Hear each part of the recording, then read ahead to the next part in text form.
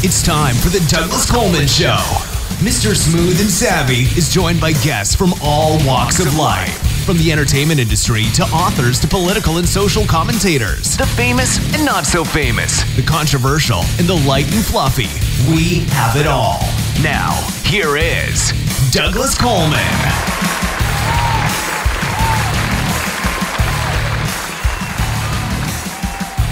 Howdy-howdy-o, hey-hey-hey-hee-hee-ha. Welcome to the Douglas Coleman Show. It's me, Douglas Coleman. How are ya? How are ya? DeDe Wedekind. Yes, that's her name. She's here today. She is a singer-songwriter who, in 2016, won Best New Female Artist of the Year at the Indie Music Channel Awards, held at the Grammy Museum in Los Angeles. She's got a song out now called America United, which addresses the rather divided environment of our country at the moment. We had a nice interview, full show interview. Before we get to DeDe, we've got a song to play. This one was a Music X-Ray submission. Thank you very much to everybody who submits via Music X-Ray. We're getting lots of songs coming to us, and we really appreciate it. This one is called 12 Dozen Roses, and the band is called LV Band. Just letters LV and BAND. It's a nice classic country-sounding tune. So not a lot of time. Here is 12 Dozen Roses by LV Band, and then straight into the interview with DeDe Wedekind.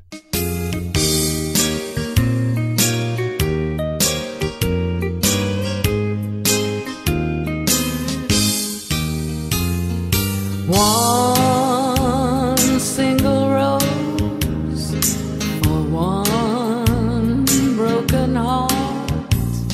If you think that's all it will take, then you're not very smart. 'Cause it's not the first time you have made me cry. One single rose won't do the trick this time.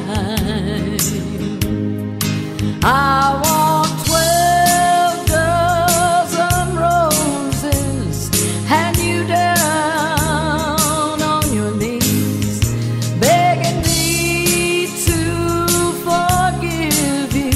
Say please, honey, please. And I want you to say you're sorry with teardrops in your eyes. And 12 dozen roses for each time you made me cry. One single rose for long, lonely nights. If you think that's all it will take, then you're out of your mind. 'Cause it's not the first time you've left me all alone. One single rose can't make up for time that's gone.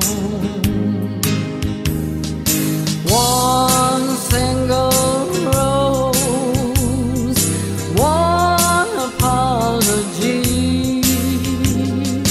Gonna take a whole lot more to get me back. Can't you see how you hurt me?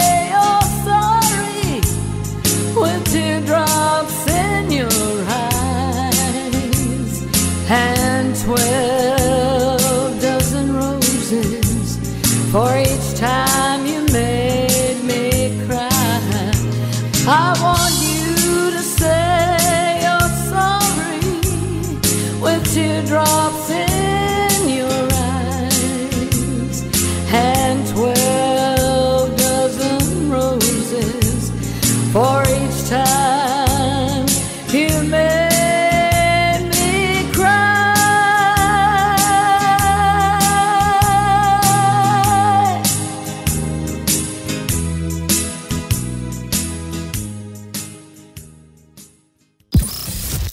You're listening to Mr. Smooth and Savvy right here on The Douglas Coleman Show. We'll be right back after these commercial messages. Acclaimed author of Garden, Jane Yates brings you the first book in a new trilogy, Octopus Pirate, a story of a foundling who has unusual talents, such as the ability to communicate with octopuses.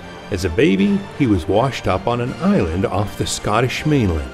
An eccentric former nun who lives alone with cats brings him up. He joins a circus and narrowly escapes plots against him, flees to Cornwall, builds a replica pirate ship that's also an airship to travel back in time to fight real pirates. Get your copy today from Amazon, only 99 cents. Okay, please welcome my guest, DeDe Wedekind. Hi, DeDe, how are you? Hey, I'm doing great, Doug.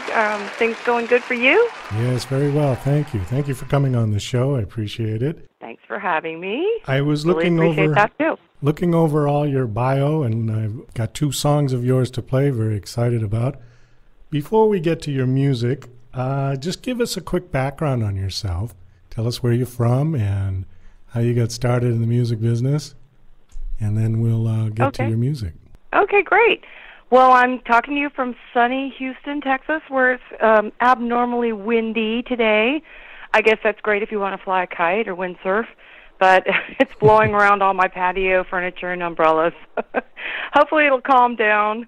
I've lived in Houston most of my life, obviously, in Texas, and so I have a really broad background of different kinds of music styles that I've been listening to, that I like, and that I also write. I mainly consider myself a songwriter, and I'm unusual in the industry because I started doing this only a few years back, and I didn't start this when I was just a little kid or a teenager or even in my 20s. I was always a singer.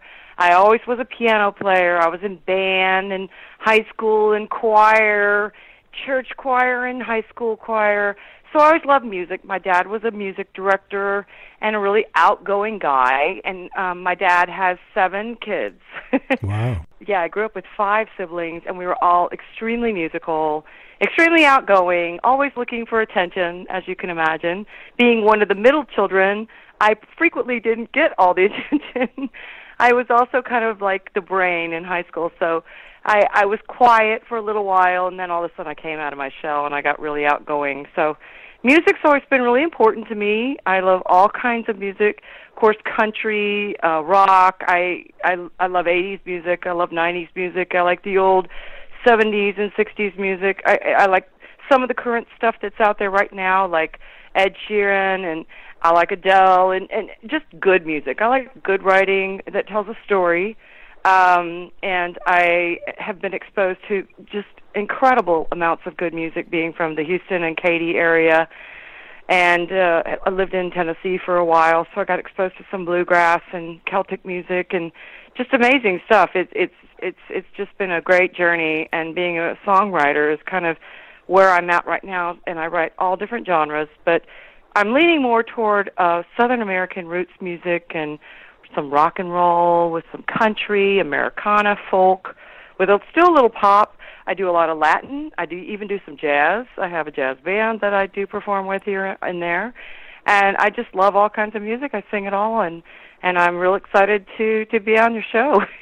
Well, one of the questions I was going to ask you, and you kind of answered it, but I want to go back to it, is okay. A lot of singers, like you said, started out as little kids, and they just kind of knew that this is what they were going to do with your life. You said you got into it later. What were you doing before the music? Well, I went to school, and I took piano for 12 years, so I was like classically trained in piano. I also took a little bit of voice, so I'm classically trained in voice. I've sang all kinds of music, from oratorio to classical music, and I was in choirs, and I love pop music. And so what I was doing before is I got a business degree from UT Austin in marketing. And I loved to work out in the real world. It was fun, and, you know, I certainly made more money than a lot of musicians make, and that was kind of one of the reasons I went that route. But I started out as a music major and a business major, and then later on I decided to drop the music because music's expensive and it's time-consuming, and I didn't want to be a music teacher, and I didn't really know I wanted to be a songwriter. I was always like a poet kind of thing. I always was good at writing, but I never really thought I could write music. And as I got out into the business world, and then I got married to my husband, Larry, about 8-9 years ago, I started hearing music in my head as I'm going around the house. I'm dreaming music, and I'm thinking, something's kind of going on here. So he said, you know, let me hear what you're coming up with, and he listened to it, and he's musical too. He sings, plays guitar, he's got a great voice, and he's also a CEO of a company. So that's his deal, but he also does music on the side. So he said, you know, some of your stuff's really terrible. You know, there's nothing there. I said, okay, good. And he goes, no, but some of it's really, really good, and I want you to go back to school and finish your music degree. So after I finished working with him for like a year or two, bringing in some big accounts, I went back to college, and I think I was like in my early 30s. So it was really kind of cool because I got to experience that whole college thing again from a different perspective where I'd actually been in the real world. And I think it really reflects in my music. I learned music theory again. I went back and refreshed my piano skills, which I used to compose, and met a lot of new friends, got kind of a younger outlook on life from all the young people that I met and teenagers and 20-year-olds that were searching, and got to help them and kind of mentor them. So it was really kind of cool. Then I got my music degree. I'd started it, you know, whenever long ago, but got my business degree, and now I have a music degree too. So it's great because being a singer-songwriter, I've had to really use everything that I've ever learned in life in both roles, music and business, and all the expertise I've had. And I think it kind of gives me an advantage over a lot of them because I'm more mature. My writing is more mature because I kind of know what's going on with the world. At least I think I do. I hope I do. And, you know, I kind of also kind of know how to market, and I see, you know, where the music thing fits in, and I don't take it too seriously because I know that, you know, music is great and all, but it's really supposed to be enjoyable and fun. And so I try to support as many musicians and younger musicians as I can, and I try to write music that makes a real difference. So it's been a really great journey, and it's been adventurous and fun. And it's for, you know, anybody out there who thinks, you know, I'm not really happy with where I am, I'm kind of stuck in a rut. I encourage you to find out your skills, your talents, your God-given gifts, and go out there and pursue your dreams. And I wrote a song about that called The Fairy Tale Song, which is on my website, www.DeDeWedekind.com. There's a video, so it's a really cool video. It's animated. But it's all about living your dreams and making them come true, and it uses like fairy tales and nursery rhymes to kind of get the point across. So kids love it. Adults do too. Grown-up kids do too. So are you making a living at music? Is that what you're doing now? Well, yeah, I do this full-time. Now, do I make a ton of money? Well, no, I'm not signed with a big label yet. I've written about 50 to 60 songs that I've actually published and produced. There's probably about 50 to 60 more that I haven't produced. And I've got 4 albums and a single. And, you know, it's expensive to make these really good albums. Sure, most of my albums, yeah. I've got like a jazz standard album with my first one. I did all the arrangements called Clear Skies Ahead. It's a fantastic album. It's just really unique, and it's been, you know, highly rated. The other 3, the Christmas album called World of Christmas, which was my 3rd album, 2nd album, Love and Fairy Tales, and then my latest album that was produced and released last year, they were all 3 Album of the Year. So Dream of You was the most recent one. So they've all won Album of the Year. And my Christmas album was actually produced by Celine Dion's Grammy-winning producer out in L.A., Jeff Bova, who's a great guy and a fantastic producer. He won Producer of the Year. And I was lucky enough that he picked it up and really worked with me on all my world music arrangements. It's kind of, if you get that album, I think I'm the most proud of that one because it's got almost every style imaginable because it's Christmas, it's holiday. It's got a lot of world music, Celtic, rock. It's got Rock Those Jingle Bells, which is kind of an original I wrote. I used a lot of familiar songs and kind of added to them and made them into medleys. I did a beautiful Ave Maria medley using the two most famous versions of Ave Maria and kind of mixing them together and fusing them, and it's a trio between me, myself, and a cello. It's one of the most gorgeous pieces of music I've ever been inspired to write. So I think, and it's a great album. It's just got everything. It's got a kids choir on it from LA, the LA Children's Choir. Just so much innovation, so much creativity, so much uniqueness. There's some country songs on there. There's some Latin jazz.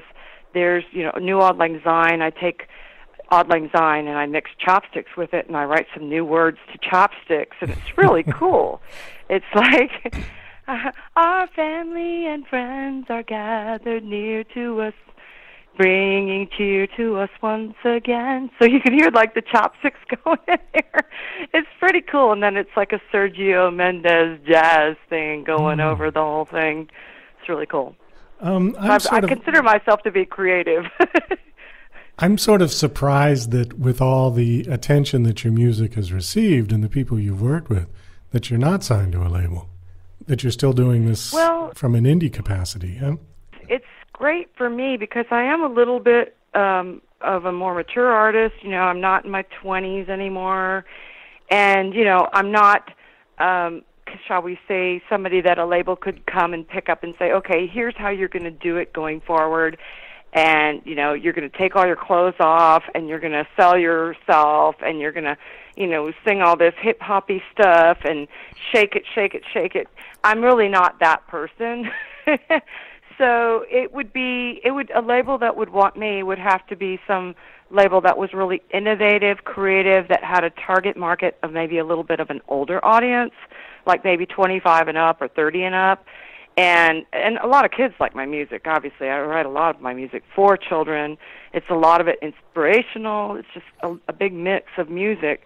But I think it would take a really daring label to really see that I'm a songwriter and a songwriter that hopefully will endure, because every song that I write is a story, basically, and so I try to tell stories with my music, like the old style songwriting, right.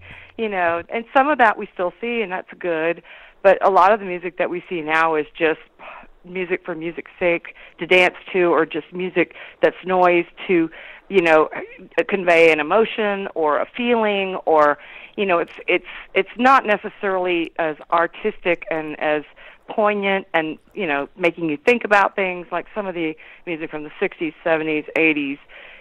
I do see some writers that I think are doing an exceptional job, and I really like some of the country writers that are out there now and country musicians, because I think they still are telling those stories. But a lot of music, to me, isn't that appealing anymore because it's just about the beat. And beats are great, but, to me, there's limited times I really want to listen to that kind of a beat, maybe on a Saturday night or when I'm dancing or, when I'm happy and something good's going on, I'm in a group of friends partying, But the rest of the time, if I'm just listening to music, I kind of want to chill, So anyway, that's kind of where I am now. And if you don't have a label, if anybody has a label and they want to call me, let's talk.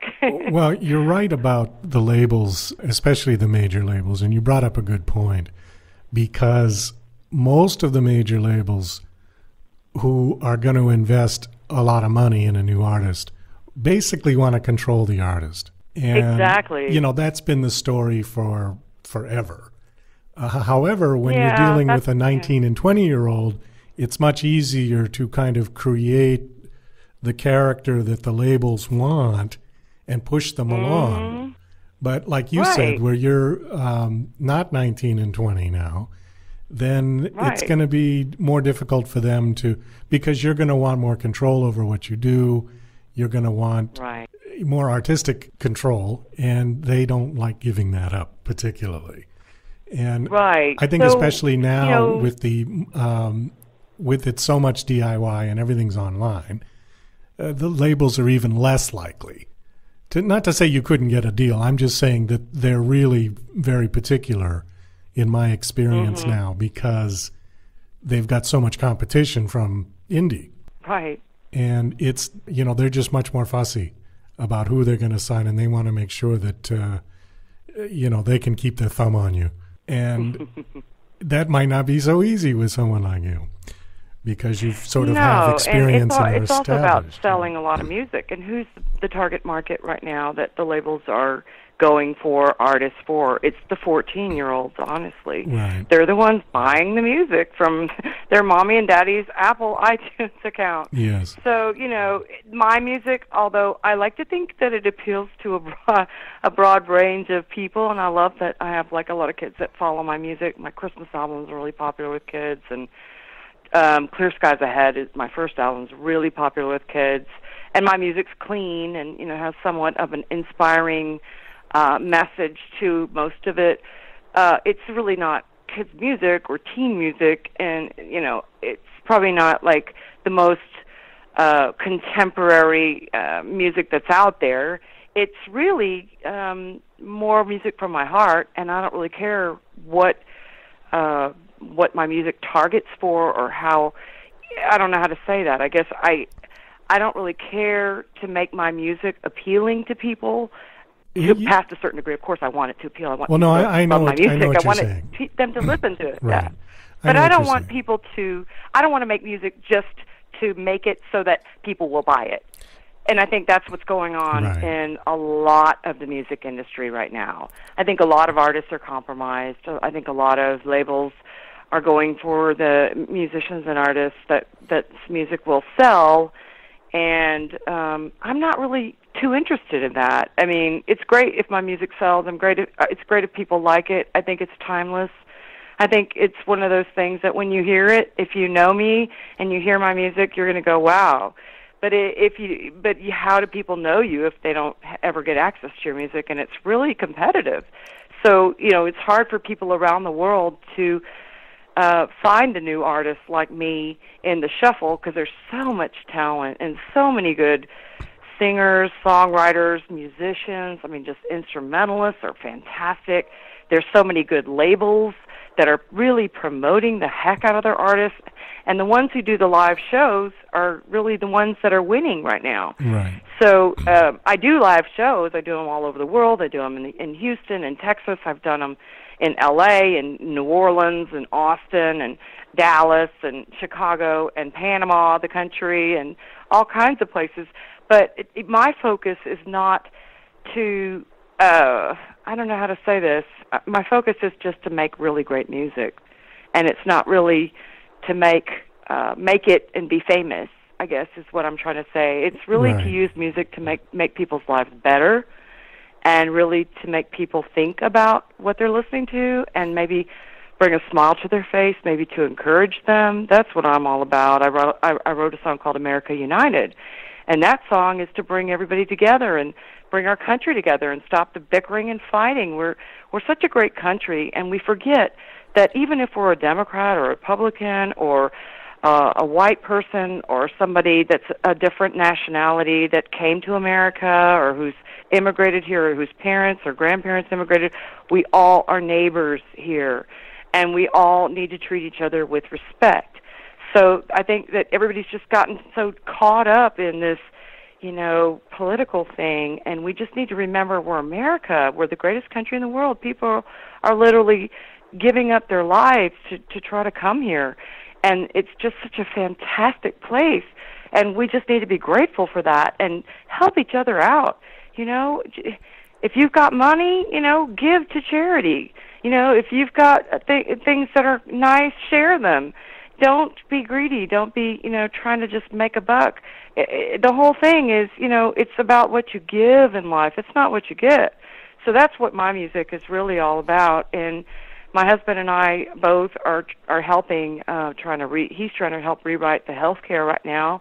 He's going to D.C. all the time. He got called by Pete Sessions and Jeff Sessions to go to D.C., and he's been called by Reince Priebus to help them because he runs a healthcare company, and he's willing to give of his time and give of his expertise to help America and to make America a better place. And I wrote America United to try to help America and make America a better place. You can get it free right now on Reverb Nation. If you go to reverbnation.com/DeDe Wedekind, you'll get a copy of America United if you sign up and become my fan. It's these kinds of things that we're doing to make America a better place for everyone. And I think if everybody focused on how they could make the world around them better, their country better, their city better, their house better, their school better, their office, we wouldn't have all these problems that we're having now. I think we would just all respect each other, and we can agree to disagree. I'm not saying everybody has to agree, and everybody has to be on the same page. I think it's great that we're a free country with free speech, and we can all believe what we want and speak our minds. But I think just respecting and loving each other as people and putting that above this meanness that's been going on.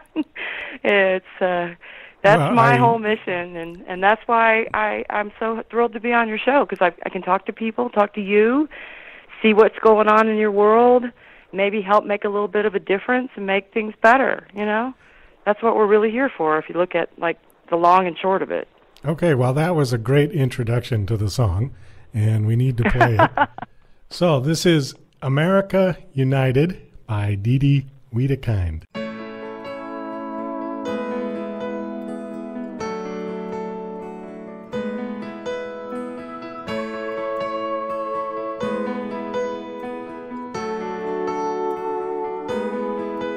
Unite us, don't divide us, 'cause united we all stand.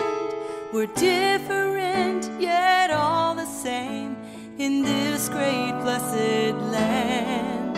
Unite us, don't divide us. Give us thankful hearts again, and bring us all together now, and choose to take your stand. America, America, united we all stand. Let's make America great again, together hand in hand. America, America, united, safe and strong. Give us peace and prosperity. Let freedom be our song. Give us true and wise leadership. Keep our country great and strong. Take pride in all the work you do. Let freedom be our song. Blessed with peace and prosperity. Let the people take control. Give your neighbors a helping hand. Give your heart and give your soul. Take pride in home and family. Freedom's never free. America, lift up your voice. It's time to make the right choice. America, America, united we all stand. Let's make America great again, together hand in hand. America, America, united, safe and strong. Give us peace and prosperity. Let freedom be our song. America, America, united, safe and strong. Let's make America great again. Let freedom be our song.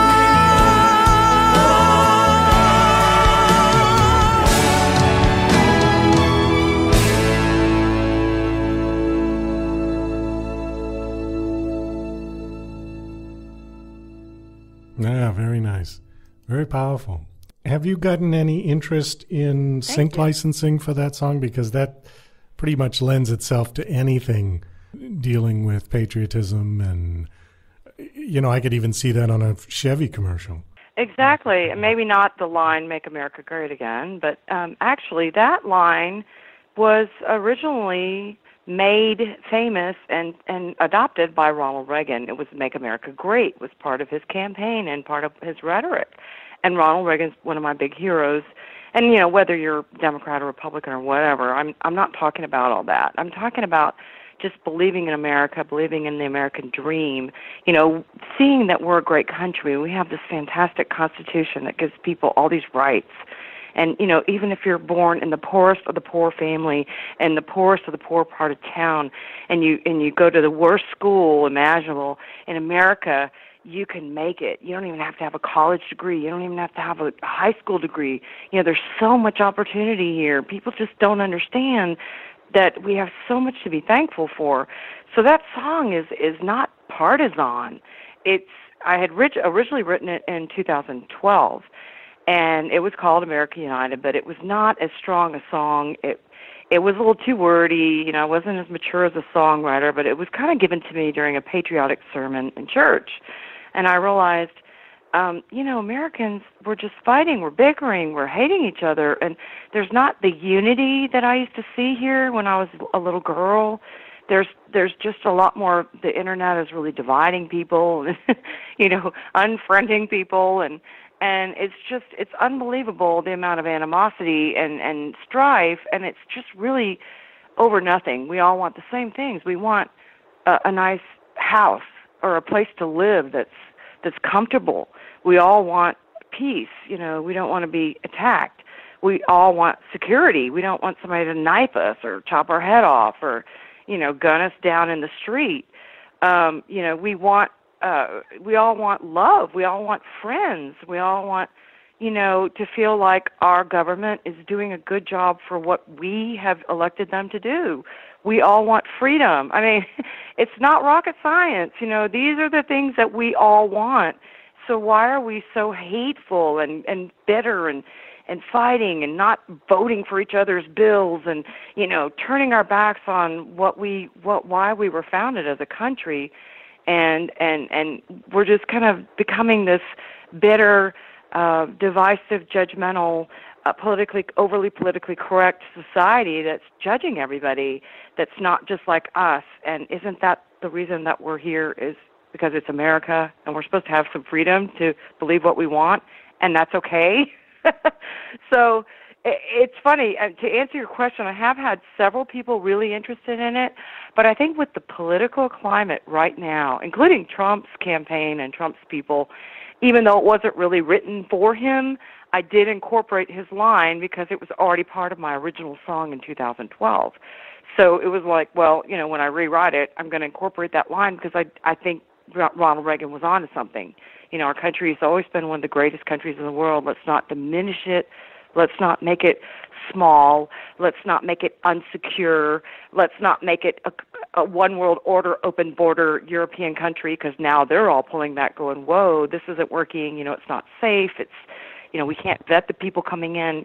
Why would we want a bunch of people living next door to us that we don't even know what they really want? Do they want to kill us? Do they want to kill our kids? Why would we allow that to happen here? It's crazy. God put people in certain parts of the world for a reason.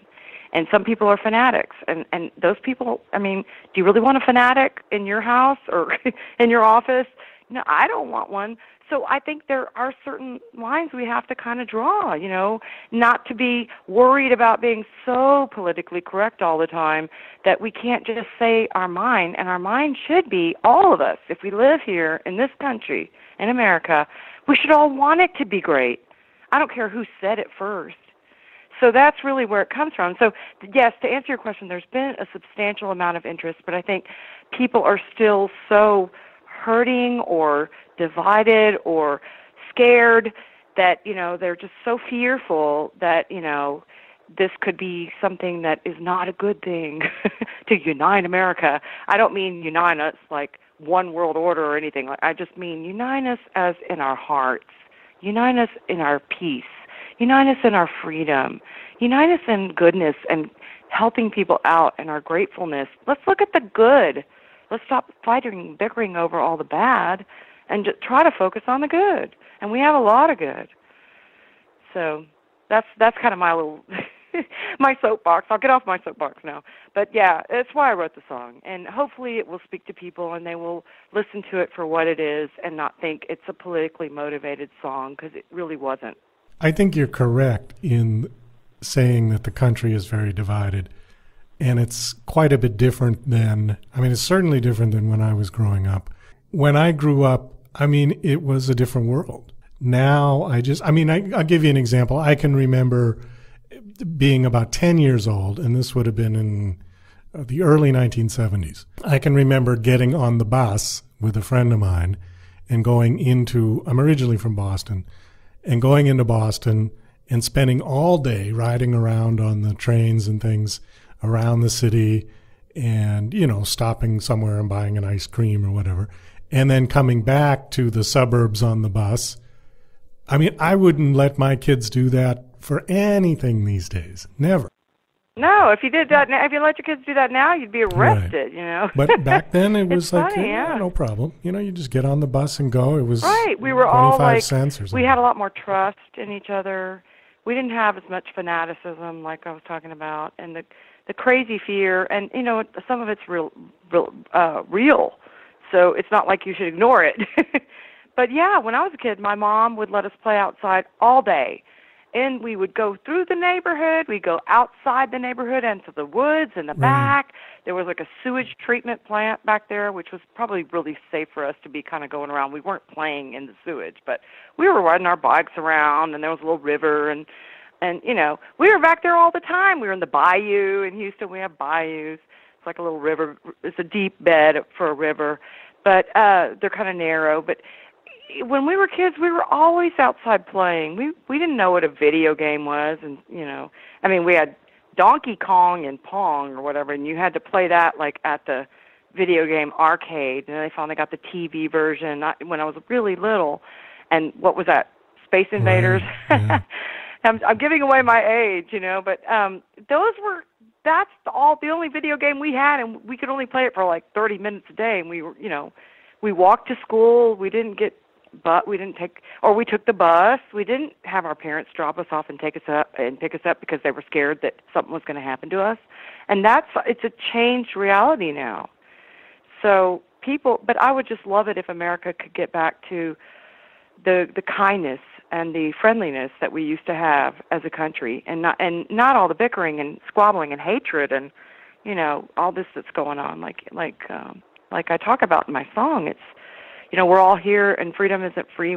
A lot of people died to make our country free, and we can't take it for granted.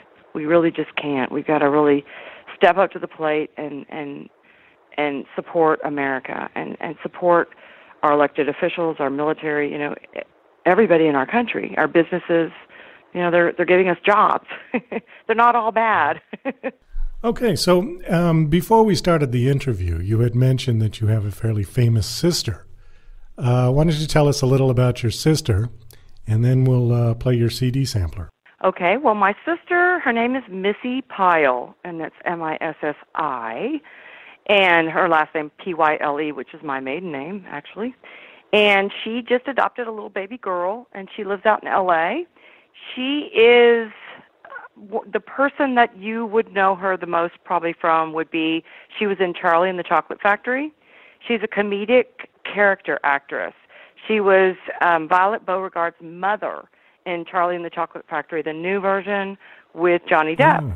And she's an amazing actress. She's very tall, very pretty, and she's the one that was with the blonde hair and the tracksuits, and had the little girl that had the matching blonde hair with tracksuits. Oh, I do remember that. That was always at the front of the line. I do remember that, yes, okay. All right. Yeah, that's Missy. Right. And we were all raised in Katy, and she's the baby of the original 5 kids. My mom and dad had 5 kids. And she's the baby, and like I said, we were all outside playing all the time. And so she was the one that had all these friends that were the same age as her in our neighborhood. She had like Felicia and Katie and all these people. And so she was always over at her friend's house all day long. And dinner would come around, and we're like, where's Missy? That was her nickname, Missy. So that's the name she has. And we're like, we don't know. She's over at friends. So my mom would have to start calling, like, all the friends' moms to say, hey, is Missy over there? So she was like the wandering child, the Rolling Stone. And I think that really equipped her to really have a personality that she could just get along with everybody. And she was very, through high school, she did like musicals, and she sings. She writes music. She's got, she taught herself guitar, and she writes music. She used to be in a band, and she's, I think, released a couple of albums, and very talented. But we are like complete opposites. Yeah, So. you said that she was very liberal. She lives in Hollywood, so I think I said something like, well, she would have to be if she lived in Hollywood, because Hollywood seems to be a very kind of not a nice place for people that are conservative. And I know that people that are conservative have had difficulties all of a sudden not getting any more work. I mean, it's pretty bad. It's amazing some of the stories I've heard from and read from a couple of, actors that are more conservative, and they said, geez, all of a sudden I'm not working anymore. Ever since the whole Trump thing, and where the country really divided up, took sides between blue and red. And it's a shame. It's too bad, because people's politics really should not matter when you're doing your job. And unfortunately, Hollywood is just so far to the left that they've come around to being almost fascist. I mean, it's like the whole circle has come around where they don't want anybody talking unless they agree with you or you agree with them. It's very sad. Yeah. I see that too. I do have some friends in Hollywood. Of course, I'm from Texas, and people here are just totally different, obviously. We are very independent in Texas. We are very self-assured. We don't need people to make us feel better about how we are. Most of us are pretty confident. And we tend to also be a little bit more conservative, just because I think of the way the state is made and who we're made up of. We're made up of these cowboys who roamed around, and these Indians who roamed around, and, settlers that came. And, we have such a mix of people from all over the world. And Texas just, we're just very strong people, even the women. Yeah. And, we have a lot of immigrants, and it's a strong state. And the people that we elect, we want them to represent us. We don't want them to go off and do all these things, and Texans don't want you messing with their stuff.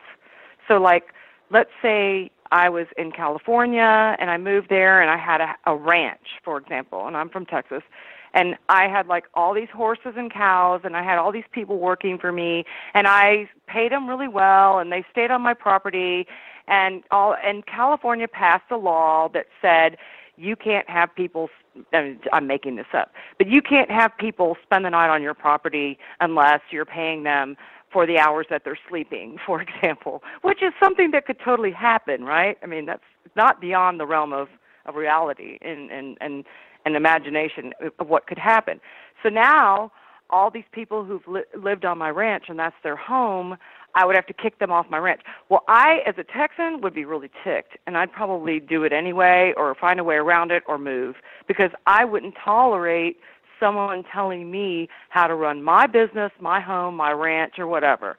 And that's just the overall mentality here. It's like, I own that truck. You can't tell me what to do with my truck. Right. I own this gun.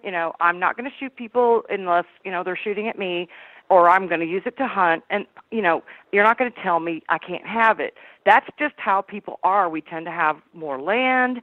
We tend to have property.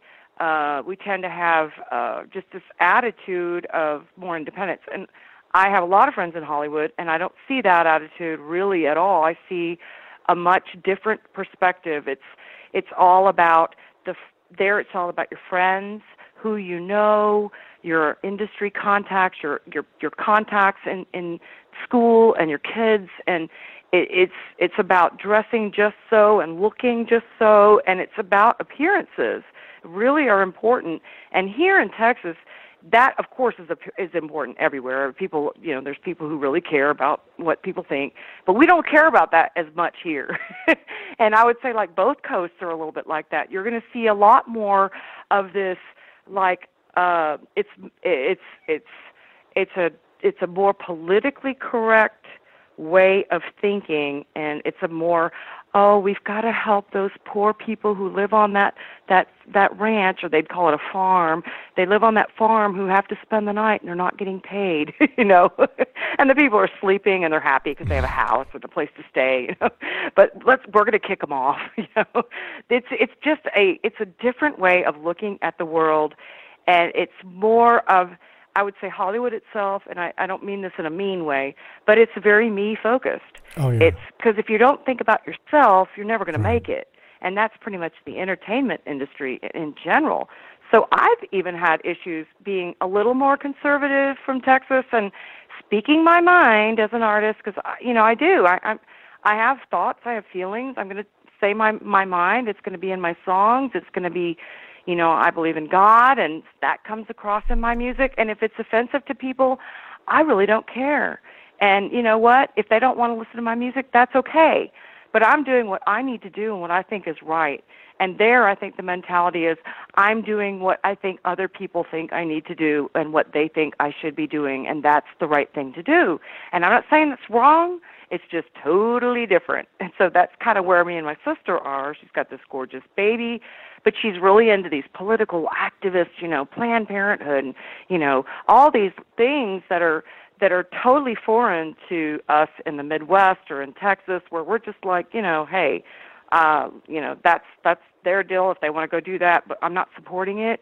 In supporting these marches and all that. There were a lot of people from California at the Washington marches, and I was kind of like going, what are they marching for? I didn't get it. I thought, well, they're all getting together. It's some kind of a protest, but like the people that were there when we went to the inauguration, we were actually invited to the inauguration from my husband's company because he's in healthcare, and not saying I'm political or I support a certain candidate, but we have a lot of people that have been trying to get him to help them to fix healthcare, and he's a real expert. And so we were invited by certain powers that be because he's been really helping not just Democrats and Republicans. He's been helping everybody to get better health care. And so we were invited, and we sat on the front row of the concert at the inauguration, which was pretty amazing.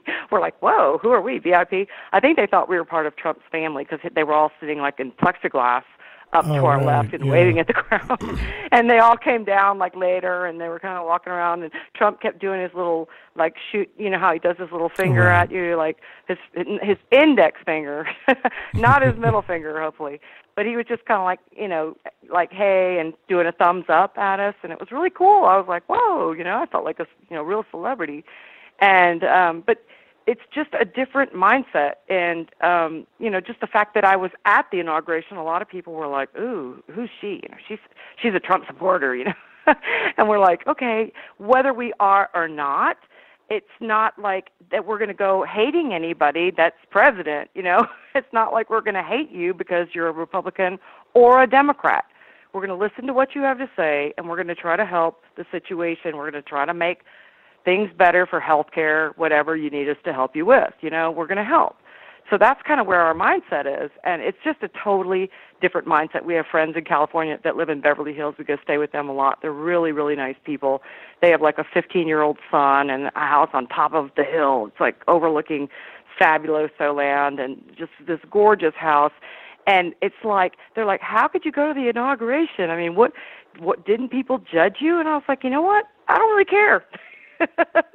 So that's kind of the difference, They would have been like, our friends would have been like, all, ooh, I was like, my friends, they were all like, woohoo, DeDe, you went to the inauguration. My friends from Houston, they were like happy. They were having parties. A lot of them, they didn't care.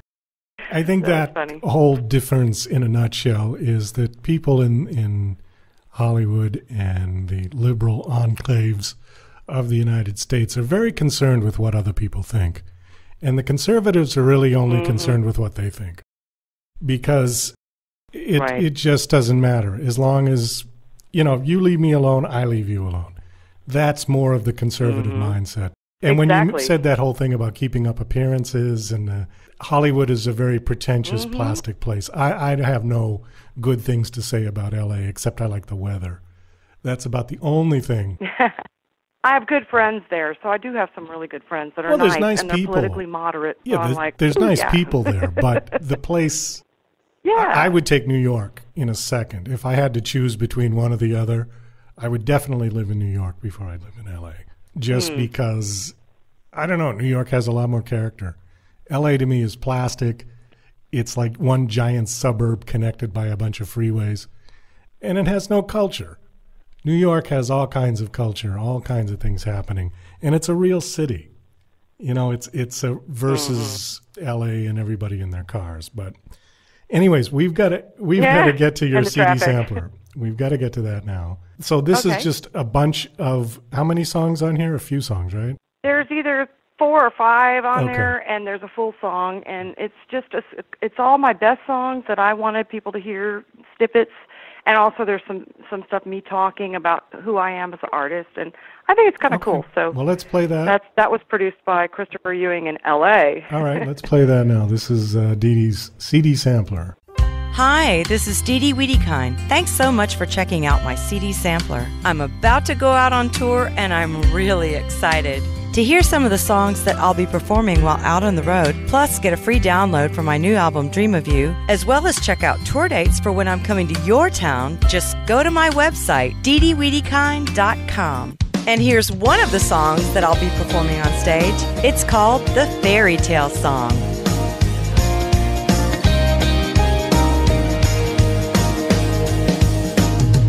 Mary, Mary, quite contrary. How did your garden grow? Was it quick and fast, or steady and slow? Little Jack, so nimble and quick. Why'd you go and burn your toe?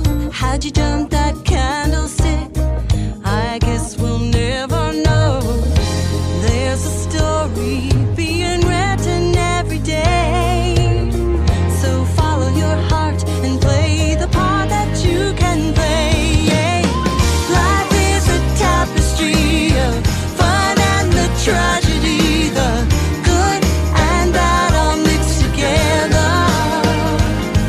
There's gonna be a hill to climb, a twinkle star that never shines. Don't let it stop you, come whatever. 'Cause no one else can really do what you were meant to do. Live your dreams and make your fairy tales come true for you. Come true for you.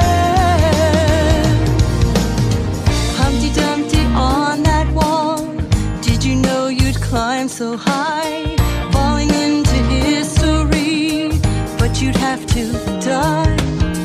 Mother Goose so great and wise. Did you know you'd change our lives with a book of stories old, filled up with simple rhymes? So find your boat and row it gently down the stream, and know in your heart you can be all that you dream. Life is a tapestry of fun and the tragedy, the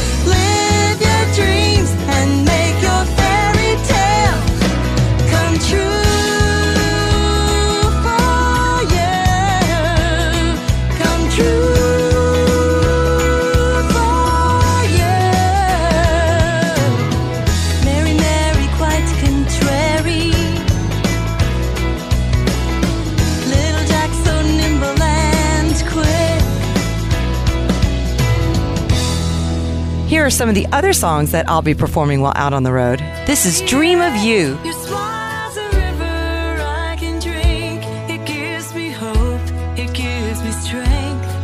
And in the evening when I dream, it's always you. I dream of when I'd watch you play, and now the years they've drifted away, and all that's left is this lonesome lullaby.